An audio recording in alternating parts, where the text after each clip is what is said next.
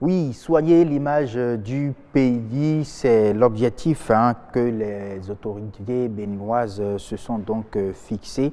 Oui, la diplomatie béninoise se met donc au service du développement du pays et la jeunesse apporte également sa pierre à l'édifice. On reçoit un de ces jeunes qui représente bon, comme d'habitude, le pays dans différentes conférences, différentes organisations à l'international. Harry Videro, bonsoir. Bonsoir, cher ami. Spécialiste en gestion des projets et diplomatie, vous avez représenté le Bénin dans plusieurs organisations, plusieurs activités, plusieurs conférences à l'international. On aura le temps, bien sûr, de revenir sur tout ça pour le moment, mais quand on parle de soigner l'image du pays, quand on parle de la diplomatie béninoise, vous qui avez fait un peu le tour, quelle est l'image que le Bénin affiche aujourd'hui à l'international?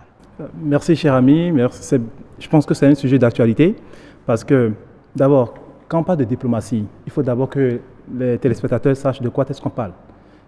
Parce que quand on parle de diplomatie, les gens se disent c'est quelque chose qui ne me concerne pas, parce qu'on se dit diplomatie, c'est les diplomates qui s'en chargent et que c'est fini. Voilà. Mais bien sûr, il faut qu'on comprenne réellement que, c'est ce que j'ai l'habitude de dire, on est tous porteurs, diplomates d'une mission donnée, tant qu'on vient d'un pays donné. Pourquoi? La diplomatie, c'est vrai qu'en général, c'est des personnes qui représentent, qui discutent au fait pour porter un message donné, afin que dans les discussions, tout puisse se passer sans violence. C'est ça le rôle diplomatique, normalement. Et les gens, d'abord, sans savoir, l'assimilent à ce qu'on appelle la politique étrangère, qui est définie par des personnes précises, comme le chef de l'État, le ministre des Affaires étrangères. Et la diplomatie ne fait que porter ce message de politique étrangère pour que ça se passe très bien. Donc, il y a une grande différence, mais les deux sont des choses qui vont de pair. De façon pratique, tous les Béninois sont des diplomates, puisqu'ils portent l'image de leur pays. Bien sûr. Donc, prenons l'exemple, par exemple, simple, pour que les gens puissent comprendre. Quand je parle de politique étrangère, vous avez le PAG qui a été fait et qui a été mis en place par le chef de l'État. Il y a les diplomates travaillant sous la tutelle du ministère des Affaires étrangères, qui sont des personnes averties, qui portent réellement au niveau des consulats, au niveau des ambassades, pour pouvoir mettre en place des discussions pour que des partenaires puissent peut-être investir dans notre pays ou bien pour des discussions données au niveau étatique. Ça, c'est réellement ça. Mais n'oubliez pas qu'il y a des représentants au niveau international, au niveau de l'UOMOA, au niveau de la CEDEAO, des personnes aussi qui portent réellement la diplomatie sur ce côté. Mais pourquoi est-ce que moi je parle maintenant du commun de nous tous, de la jeunesse, et qui doit avoir un rôle essentiel dans cela? On parle aujourd'hui de politique étatique, mais on parle des ODD. Et que toute chose qui est faite, toute politique qui est mise en place étrangère, a toujours un lien par rapport à cela. Alors la jeunesse doit réellement se prendre en main et voir en son sein comment est-ce que participer au développement de mon pays par la mise en place des politiques qui sont mises en place puisse me servir. C'est ça réellement le rôle que je puisse dire. Et en cela, on va revenir tout à l'heure. Oui, mais dites-nous, quand on dit que la jeunesse apporte sa pierre à l'édifice, parlant de l'image du pays, de la diplomatie et tout le reste, que doit faire la jeunesse en réalité? Est-ce que c'est le fait de se faire représenter, sinon, ou de saisir quel est son rôle en réalité dans cette politique-là aujourd'hui? D'abord, il faut savoir qu'on est en Afrique et qu'on a une population très jeune. Et que tout projet, toute politique étrangère mise en place, n'étant pas portée par la jeunesse, est vouée à l'échec. Je l'ai toujours dit. Ah oui?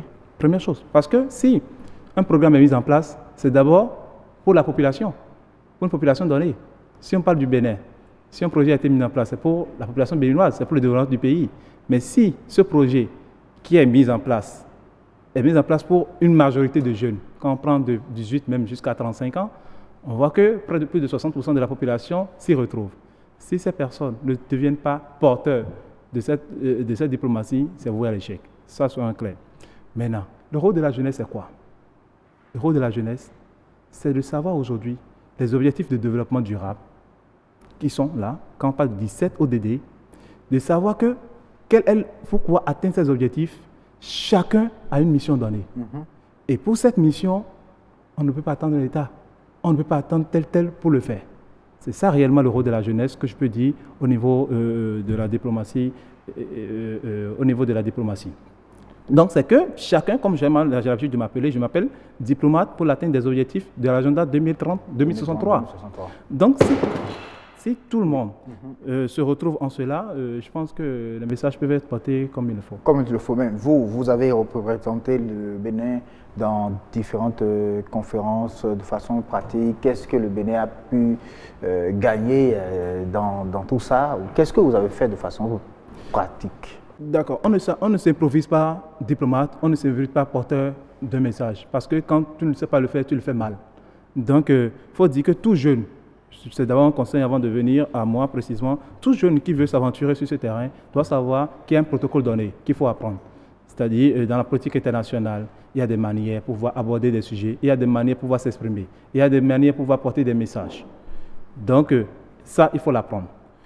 Et par les formations de politique internationale et autres, on peut l'apprendre facilement. Ou bien, en autodidacte, on peut se former à ça. Deuxième chose, moi, depuis 3 ans, c'est vrai, après près de 10 ans en entreprise, depuis 3 ans, j'ai l'habitude de représenter le Bénin à différents sommets. Que ce soit au G20, que ce soit au niveau de l'UNICEF et au niveau dernièrement maintenant au niveau de l'Union africaine. Première chose, on va aller pas à pas si vous me le permettez. Très bien. Au niveau du G20, je donne l'exemple simple. Chaque année où il y a un sommet de G20, on demande aux experts jeunes venant de tous les pays qui puissent se faire représenter après un texte donné. Des experts dans tout domaine, c'est ça? Dans tout domaine donné, mais qui se retrouvent porteurs de pouvoir porter les objectifs de développement durable. On doit trouver par exemple au Bénin une seule personne qui réunisse les capacités intellectuelles et de diplomatie pour porter un message fort pour l'atteinte des objectifs de développement durable pour le pays. À chaque sommet du G20, c'est fait, comme tous les autres. Et je vais d'abord commencer par là, où j'ai eu la chance de représenter le Bénin pour alors m'accentuer sur ces 17 objectifs. Donc, l'idée pour moi, c'était de faire valoir en quoi est-ce que les jeunes, vu ces 17 objectifs qui sont mis en place, puissent se retrouver et pouvoir mettre en place des projets porteurs et être financés par les institutions. Deuxième chose, comment est-ce que les programmes comme le PAG qui est mis comme politique au pays, on puisse quand même l'associer à l'agenda 2063 pour que les jeunes s'y retrouvent. L'agenda 2063, c'est quoi déjà? L'agenda 2063, ça vient de l'agenda 2030, comme je disais tout à l'heure. 2030, concernant bien sûr les ODD. Les ODD, oui. Les pays africains, pour une fois, je me suis dit, se sont retrouvés et sont d'accord que nous, en 2030, on ne pense pas atteindre ces objectifs, mais en 2063, nous sommes d'accord, on pourra les atteindre. Ah, d'accord. Donc, c'est un peu ça. Donc, tout jeune, moi je dis aujourd'hui, quand je vois tout jeune, à tout moment, je peux dire, tu connais les objectifs de l'agenda 2063, ça, il ne faut pas être diplomate pour le savoir, il ne faut pas être tel pour le savoir. Il faut que tout le monde soit apte et capable de savoir d'abord où est-ce que nous allons. C'est dans où est-ce que nous allons qu'on puisse quand même s'organiser pour porter un message. Que chacun pourra vraiment choisir son chemin en réalité. Donc moi, j'ai eu la chance quand même au niveau, comme je le disais tout à l'heure, en 2016, à Berlin, de discuter avec un plateau d'experts venant que ce soit des États-Unis, que ce soit de tous les pays du monde, avec les grandes puissances, de comment est-ce que nous pouvons porter les ODD pour servir au Bénin. Au Bénin. Et vous avez pu ramener quoi comme concret en réalité? Comme concret, c'était de passer un message fort. Okay. Le message fort, c'était quoi? De comprendre que nous avons une politique comme le PAG au Bénin qui a été mise en place et qui suit l'atteinte des objectifs des ODD et qu'il était important et urgent que les pays qui se sont déjà associés et pour cela, puissent regarder d'un bon œil le Bénin et puis savoir que nous sommes prêts et ouverts à collaborer avec d'autres pays, d'autres investisseurs dans les domaines donnés pour pouvoir atteindre ces objectifs.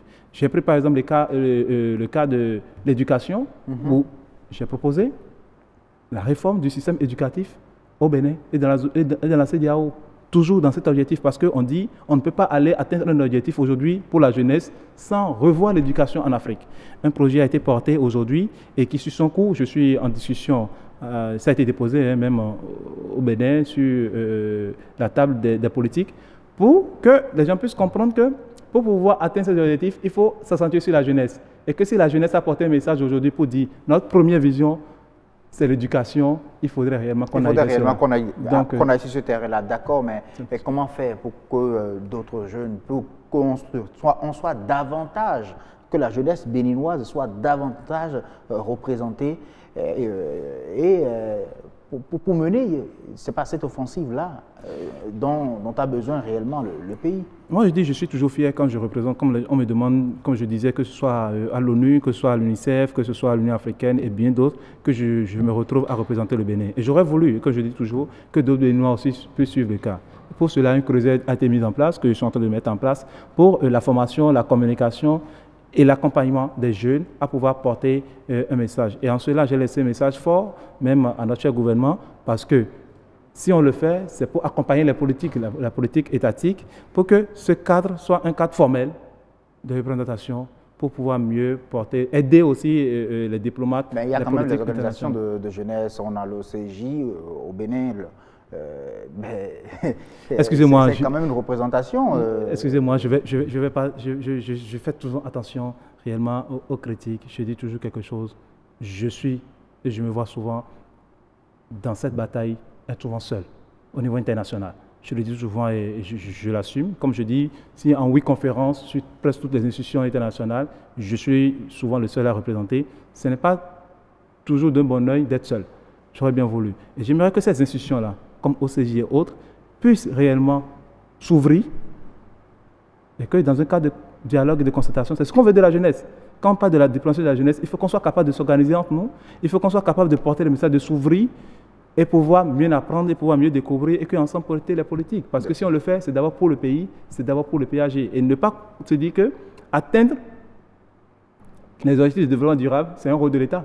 Ne pas se dire que la diplomatie portée pour un message de développement de la jeunesse, ce n'est pas à attendre l'État pour le faire. L'État a mis en place déjà une politique. Comme je le disais tout à l'heure, la politique étrangère a été mise en place par l'État. Donc il faut que la jeunesse s'en inspire. S'en inspire, juste pour se dire, mais ok, moi je suis capable de faire ça, ça, ça. Comme je dis, je ne suis pas politique, je ne suis pas telle chose, mais je prends à bras le corps tout projet venant des politiques par rapport aux objectifs à atteindre. Et en cela, on s'improvise réellement en tant qu'ambassadeur. Et ne pas penser que réellement il faut une formation de diplomate simplement et de laisser un titre de diplomate d'abord avant de porter un message. Parce que je dis toujours quelque chose. Et c'est vrai, là, il faut que je prenne la parole pour demander réellement au gouvernement aussi, en toute chose, de savoir réunir les jeunes. C'est vrai que je sais que moi, j'appartiens à un secteur qu'on appelle le CAPP, par exemple, qui est un secteur de concertation des experts du public et du privé, que le gouvernement consulte souvent pour pouvoir voir s'il y a des problématiques sur lesquelles il faut échanger. Harry Videro, vous n'avez toujours pas répondu à ma toute première question. L'image du Bénin à l'international aujourd'hui, c'est quoi, selon vous? L'image du Bénin à l'international, d'abord, première chose, elle n'est pas encore bien connue. Première chose, le Bénin n'est pas encore bien connu. Chaque fois que moi je vais et je me présente, le Bénin c'est où? Le Bénin on se trouve où? Donc, on est francophone, il faut qu'on y travaille. Et qu'il faut qu'on y travaille, oui. Réellement. Et puis il travaille sur plusieurs secteurs. Il y a le secteur de la culture qu'on peut choisir, le secteur de l'éducation, sur plusieurs secteurs. Même du sport, ça dépend. Deuxième chose, il y a la manière dont, ça je ne vais pas m'y aventurer, les politiques aussi font représenter le Bénin. Okay. Parce que si dans d'autres pays, tout le monde met la jeunesse devant, et que si dans notre pays, on pense que c'est l'affaire seulement que des politiques, ça aussi c'est un problème. Donc je pense que réellement, il faut un travail de fond qui puisse se faire avec les politiques et la société civile pour pouvoir réellement assainir ce milieu de la diplomatie. Merci beaucoup à vous, Harry Videro, spécialiste en gestion des projets et diplomatie. Merci d'avoir accepté notre invitation de venir sur ce plateau. On va se retrouver très prochainement pour continuer. On espère bien que vous allez toujours continuer à travailler, rassembler davantage de jeunes au Bénin pour que cette image-là soit vraiment portée par la jeunesse béninoise.